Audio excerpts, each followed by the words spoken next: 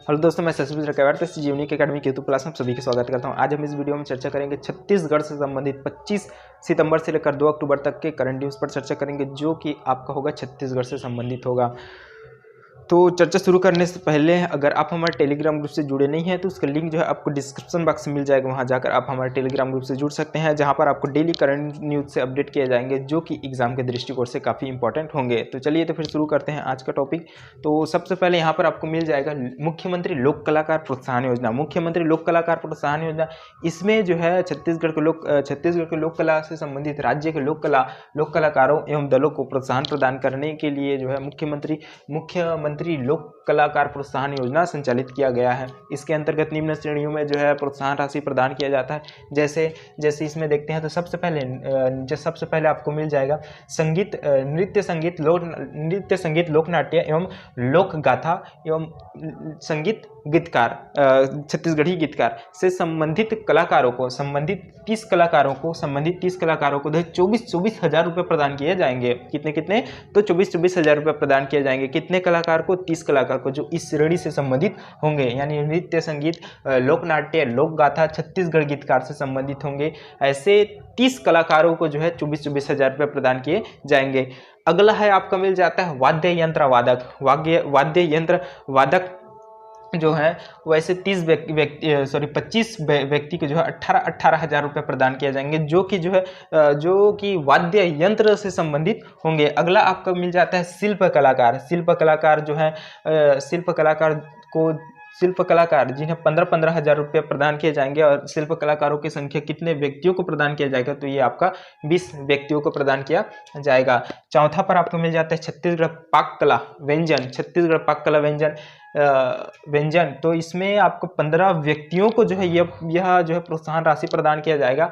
और कितना प्रोत्साहन राशि प्रदान किया जाएगा? तो ये 12 हजार रुपये प्रोत्साहन राशि प्रदान किया जाएगा। तो ध्यान रखना इसमें। अगला है आपका 5वें नंबर पर इसमें मिल जाता है छत्तीसगढ़ के सौंदर्य कला श्रृंगार से संबंधित जो है 10 व्यक्तियों को जो है आपको 12 हजार रुपये प्रदान किए जाएंगे। यानी जो है एक वित्तीय वर्ष में कितने कलाकारों को प्रोत्साहन राशि प्रदान किए जाएंगे? तो 100 कलाकारों को जो है प्रोत्साहन राशि प्रदान किए जाएंगे। इसमें लाभान्वित होने वाले कलाकारों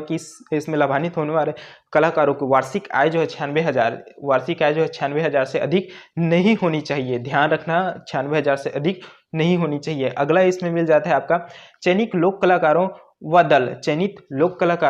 व दल के वित्तीय वर्ष में एक बार ही प्रोत्साहन राशि प्रदान की जाएगी। अब एक बार ही प्रोत्साहन राशि प्रदान की जाएगी और इसके बाद वह स्वतः ही 2 वर्ष के लिए अपात्र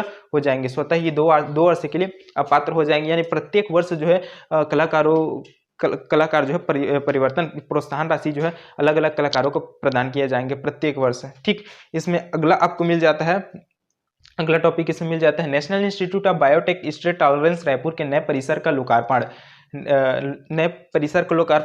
यानी राष्ट्रीय जैविक संस्थान रायपुर के नए परिसर का लोकार्पण कब किया गया? तो 28 सितंबर को किया गया। कब किया गया? 28 सितंबर को किया गया। वीडियो कॉन्फ्रेंसिंग में पीएम मोदी जी के द्वारा किया गया। इसी अवसर पर जो है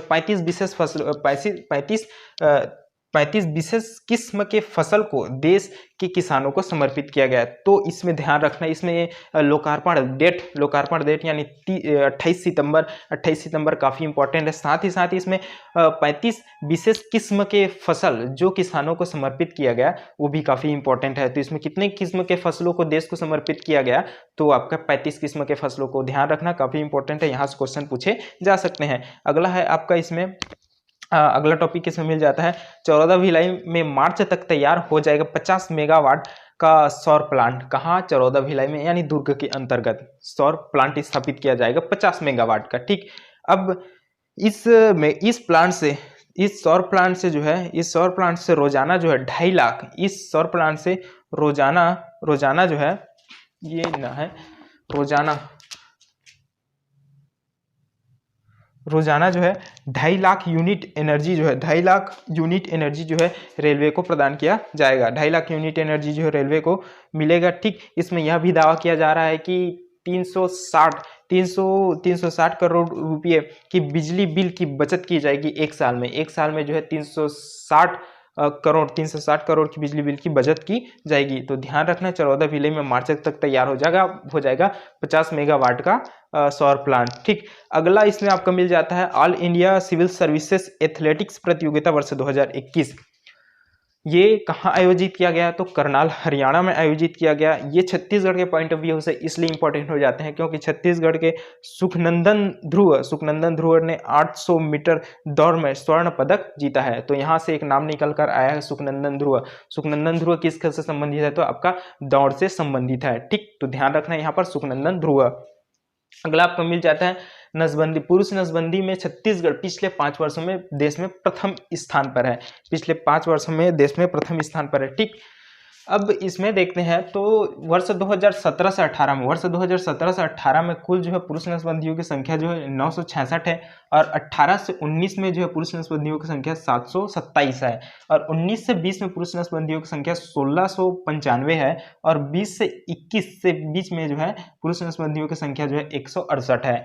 इसी प्रकार जो है देखते हैं तो आगे आपका 2021 से 2022 में पुरुष नसबंदियों की संख्या जो है 1349 है। इस प्रकार जो है कुल पुरुष नसबंदियों की संख्या जो 5 वर्षों में देखें तो 4905 है। तो यहाँ पर कुल पुरुष नसबंदियों की संख्या ध्यान रखिएगा 4905। और एक चीज और याद रखिए, काफी इंपॉर्टेंट हो जाता है यहाँ पर, वर्ष 2021-22 में पुरुष नसबंदियों की संख्या कितना है? तो 1349 है। ठीक, ध्यान रखना, इसमें काफी इंपॉर्टेंट है। और साथ ही साथ इसमें ये भी ध्यान रखना कि छत्तीसगढ़ पुरुष नसबंदियों में छत्तीसगढ़ जो है पिछले 5 वर्षों में देश में जो है प्रथम स्थान पर है। ये ध्यान रखिएगा। इसमें जो है ग्राम स्तर पर पुरुष नसबंदियों को प्रेरित करने के लिए, ग्राम स्तर पर पुरुष नसबंदियों को प्रेरित करने के लिए, पुरुषों को नसबंदी के लिए प्रेरित करने के लिए मोर मितान मोर संगवारी चौपाल का आयोजन किया जा रहा है। मोर मितान मोर संगवारी चौपाल का आयोजन किया जा रहा है। तो ध्यान रखिएगा, मोर मितान मोर संगवारी चौपाल। अगला इसमें स्वास्थ्य विभाग द्वारा नसबंदी करने वाले पुरुष को, स्वास्थ्य विभाग द्वारा नसबंदी करने वाले को जो है 2000 रुपये प्रदान किया जाएगा और नसबंदी कराने के लिए प्रेरित करने वाले को कितने रुपए प्रदान किया जाएगा? तो 250 रुपया प्रदान किया जाएगा, यानी उत्प्रेरक को जो है 250 रुपये प्रदान किया जाएगा। तो ध्यान रखना, काफी इंपॉर्टेंट है। और अगला इसमें पॉइंट इसी में देखते हैं तो ये मिलता है प्रतिवर्ष पुरुष नसबंदी पखवाड़ा 2 चरणों में आयोजित किया जाता है। प्रतिवर्ष पुरुष नसबंदी पखवाड़ा जो है 2 चरणों में आयोजित किया जाता है, जिसमें प्रथम चरण में जो है प्रथम चरण में जनसंख्या नियंत्रण में पुरुषों की भागीदारी को सुनिश्चित करने के लिए, पुरुषों की भागीदारी को बढ़ाने के लिए जागरूकता रैली निकाली जाती है, जागरूक किया जाता है और दूसरे चरण में जो है प्रोत्साहन राशि प्रदान की जाती है। तो ठीक है, ध्यान रखना, इसमें पुरुष नसबंदी संबंधित पिछले 5 वर्षों में छत्तीसगढ़ कौन से स्थान पर है? तो पहले स्थान पर है।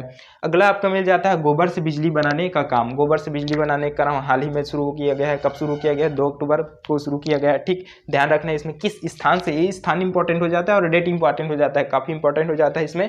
तो सबसे पहले आपका मिलेगा इसमें, पहला कौन कौन से स्थान से शुरू किया गया? तो बेमेतरा जिला के आदर्श गौठान राखी से, दूसरा है आपका दुर्ग के सिकोला से और तीसरा है आपका रायपुर के बनचरौदा से। तो ध्यान रखिएगा, गोबर से बिजली बनाने का काम कहाँ शुरू किया गया है? तीन जिला ध्यान रखना, बेमेतरा, दुर्ग और रायपुर। अब इसमें देख लेते हैं अगला पॉइंट। इसमें तो क्या मिलता है? 2.5 रुपये से 3 रुपये प्रति यूनिट की लागत से बिजली उत्पादन करेगी। ठीक, अगला इसमें प्रदेश में लगभग 10,000 गांवों में गौठान का निर्माण किया जा रहा है, जिसमें गौठान में जो है 10 से 5 एकड़ भूमि आरक्षित है। ठीक, तो ध्यान रखना, इसमें गोबर से बिजली बनाने के काम से संबंधित में इतना सब चीज, तो इसमें काफी इसमें इंपॉर्टेंट हो जाता है 2 अक्टूबर और कौन कौन से स्थान से शुरुआत किया गया, ये भी काफी इंपॉर्टेंट है।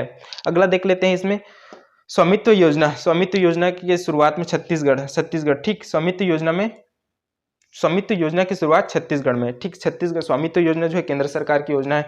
ठीक, अब इसमें जो है छत्तीसगढ़ के कुछ जिलों में जो है स्वामित्व योजना की शुरुआत किया गया है। ठीक, तो ध्यान रखिए कि इसमें स्वामित्व योजना की शुरुआत कब किया गया था? 24 अप्रैल वर्ष 2020 को पंचायती राज दिवस के दिन इसका शुरुआत किया गया था, 24 अप्रैल वर्ष 2020 को। इसमें जो है छत्तीसगढ़ के निम्न जिलों को पायलट प्रोजेक्ट के रूप में शामिल किया गया है। कौन कौन से? दुर्ग, कवर्धा और कोरबा। पायलट प्रोजेक्ट के रूप में जो है दुर्ग और कवर्धा, कोरबा को जो है शामिल किया गया है स्वामित्व योजना के अंतर्गत पायलट प्रोजेक्ट के रूप में। तो यहाँ पर पायलट प्रोजेक्ट क्या होता है? तो पायलट प्रोजेक्ट जो है वह, पायलट प्रोजेक्ट कहने का अर्थ है कृषि कार्य को व्यापक स्तर पर लागू करने से पहले एक सीमित स्तर पर लागू किया जाता है, ताकि उससे निकलने वाली कमियां को देखा जा सके, उससे निकलने वाले कमियां को आंका जा सके, और उसमें कितना समय लगेगा इसको आंका जा सके, साथ ही साथ उसमें कितना खर्च होगा इसको भी आंका जा सके। फिर उसके बाद ही इसे व्यापक स्तर पर लागू किया जाता है, इसलिए इसमें सीमित स्तर पर लागू किया गया है सबसे पहले दुर्ग कोरबा और कवर्धा में। ठीक, ध्यान रखिएगा। स्वामित्व योजना को उद्देश्य से देखते हैं तो ड्रोन सर्वे के माध्यम से संपत्ति मालिक को अधिकार अभिलेख उपलब्ध कराना। अधिकार अभिलेख कहने का अर्थ है कि संपत्ति से संबंधित उसे प्रमाणिक दस्तावेज प्रदान किया जाएगा, जिससे किसी व्यक्ति को यह निश्चित कोई व्यक्ति यह दावा कर सके कि यह संपत्ति मेरा है। तो ठीक ध्यान रखिएगा, स्वामित्व योजना की शुरुआत कब शुरू किया गया था? 24 अप्रैल वर्ष 2020 से। और छत्तीसगढ़ में कौन से जिला को पायलट प्रोजेक्ट के रूप में शामिल किया गया था? दुर्ग, कवर्धा और कोरबा। दुर्ग, कवर्धा, कोरबा। स्वामित्व योजना के अंतर्गत छत्तीसगढ़ के कितने जिलों को पहले चरण में शामिल किया गया? तो ध्यान रखना, काफी इंपॉर्टेंट है ये, दुर्ग, कवर्धा और कोरबा। ठीक, अगला है, देख लेते हैं, इसमें अगला आपको मिल जाता है। अगला टॉपिक पल्लवी शिल्पी जो है इंपॉर्टेंट हो जाता है। ये पल्लवी शिल्पी कहाँ से है? तो ये रायपुर से है। पल्लवी शिल्पी जो है छत्तीसगढ़ की पहली महिला फिल्म डायरेक्टर है। पल्लवी शिल्पी जो है छत्तीसगढ़ की पहली महिला फिल्म डायरेक्टर है। किस फिल्म को डायरेक्ट कर रही है? तो अपनी जमीन नामक फिल्म को डायरेक्ट कर रही है। और ये फिल्म किस पर आधारित है? तो आदिवासी परिवार के कहानी पर आधारित है। आदिवासी परिवार की कहानी पर आधारित है। ठीक, इसके निर्माता कौन है? तो विसंत झा है, जो कि राजनांदगांव से है। तो ध्यान रखना इसमें पल्लवी शिल्पी जो है छत्तीसगढ़ की पहली फिल्म डायरेक्टर है। ठीक, अगला है आपका देवदास बंजारे स्मृति नृत्य पुरस्कार। देवदास बंजारे स्मृति नृत्य पुरस्कार की घोषणा अब इसमें किसके द्वारा घोषणा किया गया? तो छत्तीसगढ़ शासन संस्कृत विभाग द्वारा घोषणा किया गया है। ठीक, अब इसका उद्देश्य देखते हैं। उद्देश्य इसमें आपको मिल जाता है, पंथी नृत्य से जुड़े प्रतिभागियों एवं संस्थाओं को प्रेरित करने के लिए यह पंथी नृत्य पुरस्कार प्रदान किया जाएगा। पुरस्कार के तौर पर क्या क्या प्रदान किया जाएगा इसमें देख लेते हैं। 50,000 रुपया, प्रतीक चिन्ह और प्रशस्ति पत्र प्रदान किए जाएंगे। ठीक, अन्य में देखते हैं इसमें क्या मिल जाता है। अन्य, राज्य के संस्कृति विभाग द्वारा पहले से ही देवदास बंजारे स्मृति पुरस्कार संचालित है, जो कि लोक शैली कला के क्षेत्र में प्रदान किया जाता है। ठीक, ध्यान रखिएगा। तो इसके बाद यानी ये पंथी नृत्य के पुरस्कार की स्थापना के बाद संस्कृत विभाग द्वारा दिए जाने वाले पुरस्कारों की कुल संख्या 8 हो जाएगी। तो ध्यान रखना। अगला है आपका छत्तीसगढ़ में खेल अकादमी का शुभारंभ किन किन स्थानों पर किया जाएगा? तो रायपुर और बिलासपुर में किया जाएगा। इससे पहले एक वीडियो में बताया गया था रायपुर बताया गया क्योंकि वहां पर जानकारी सीमित थी। ठीक, तो ध्यान रखिएगा इसमें किन किन स्थानों पर शुरुआत किया जाएगा। खेल अकादमियों का शुभारंभ रायपुर और बिलासपुर में 4 खेल अकादमियों का शुभारंभ किया गया।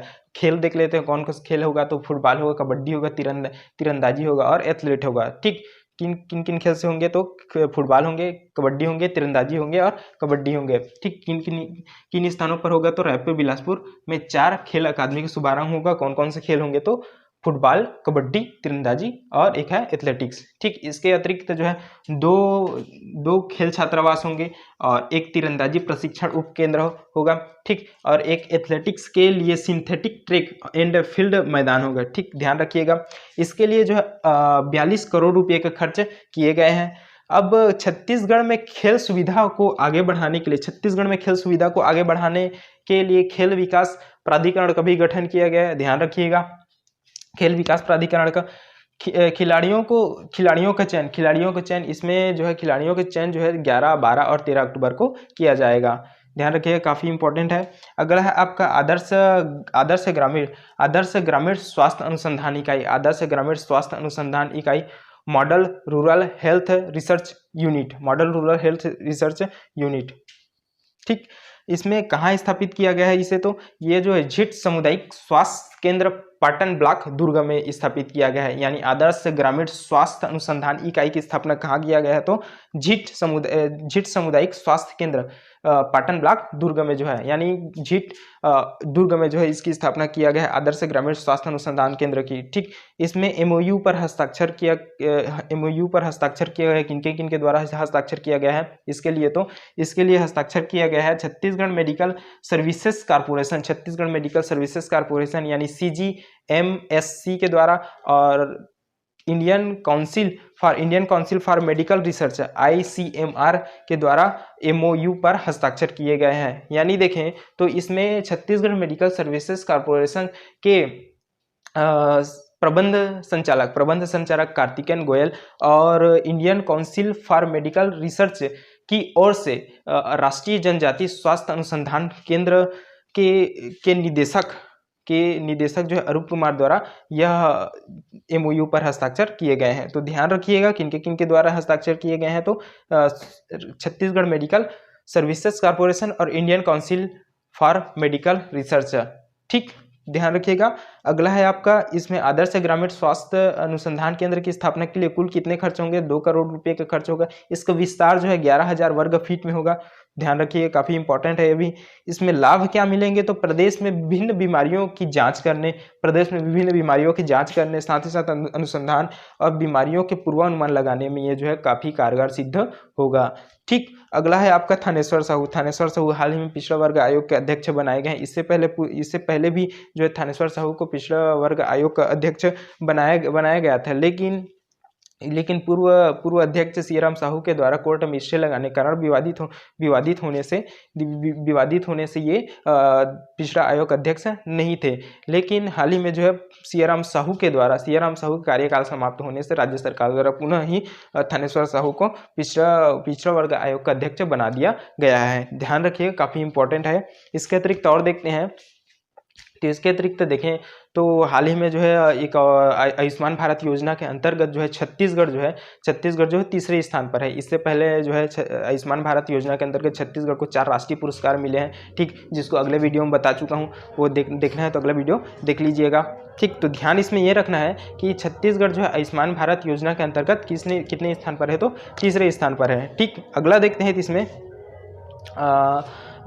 इसमें जो है आयुष्मान भारत योजना के अंतर्गत जिले में जनसंख्या के विरुद्ध आयुष्मान कार्ड बनाने के मामले में जो है बालोद प्रथम स्थान पर है। ध्यान रखिएगा, ये भी काफ़ी इंपॉर्टेंट हो सकता है। तो आशा करता हूँ यह वीडियो अच्छा लगा होगा। तो ठीक है, तो मिलते हैं अगले वीडियो में। धन्यवाद।